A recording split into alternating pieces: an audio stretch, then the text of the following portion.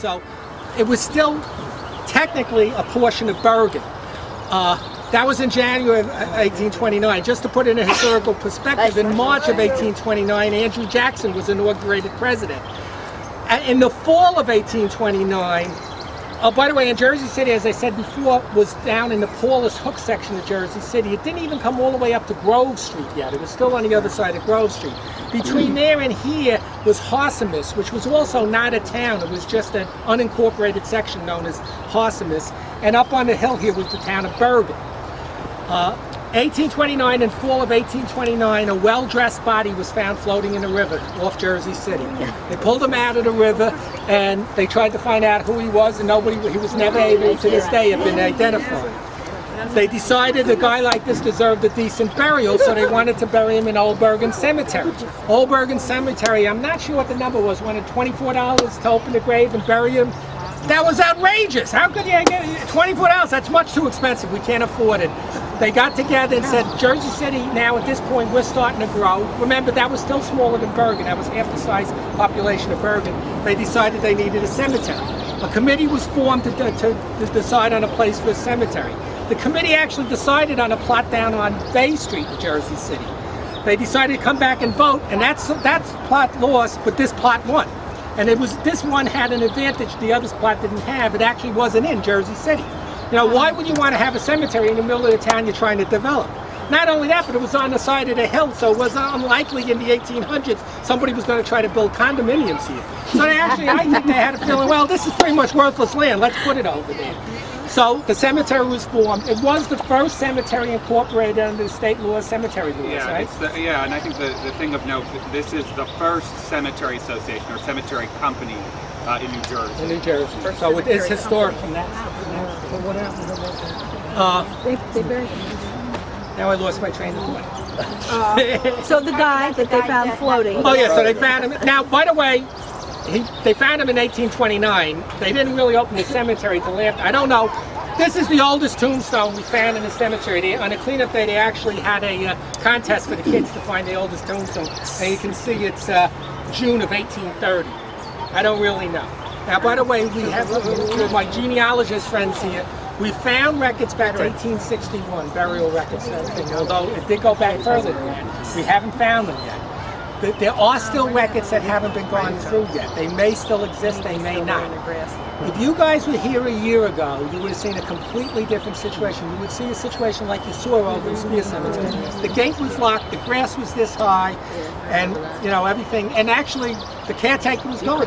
The last trustee member passed away. There was nobody to take care of this. She left, took off, and that's when this group of both local citizens, people here, and people who had their family buried here, took up the cause to take care of this cemetery, so they adopted it. It's just amazing. You can see the grass is still pretty high, but that's because it rained so much. But it's amazing the physical change in this place since last year. When I first came in here after that, I said, there's a whole bunch of vaults up there that was completely covered. You couldn't see any of that. That's all been cleared away since then. So they've done a tremendous job.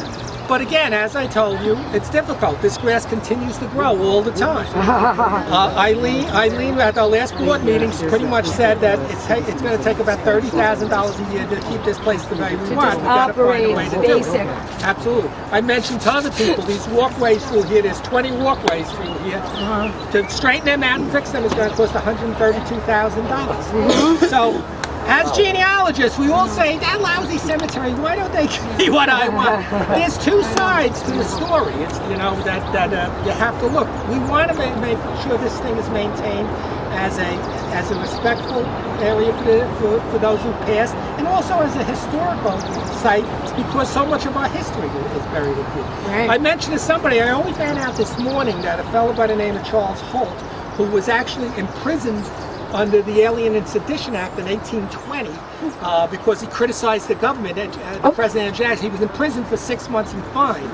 He's actually buried over here because he was in New York and eventually moved over here. I recognize the name. Yeah, now there's still tons of stories in here. There's thousands of stories. There's so many. What is the time period? Let me tell them about Albert Cloak from the Civil War. Albert gave the local Jersey City newspaper to a Confederate soldier because the guy was just wanted to read something. So he was found out, and that was a big high crime. He was charged with espionage. He was charged with treason. He was going to be hanged. Can you imagine, for giving him the local Jersey City newspaper? President Abraham Lincoln heard about it, stepped in and personally pardoned the officer Albert Cloak. So Mr. Cloak, God rest his soul, got to live out the rest of his life, and he's now resting here, very peacefully, I might add. And we just thought that was... How old was he when he died? You know what? I have to check his stone. I'll go find it and I can show you his stone. It's right over there. But it's such an interesting story. He ended up living probably into his 70s, I think, which was old at that time, right? Yeah. But there are so many amazing stories. Matter of fact, if you want to come up here, we'll head up this way. Oh, should I? All right. All right.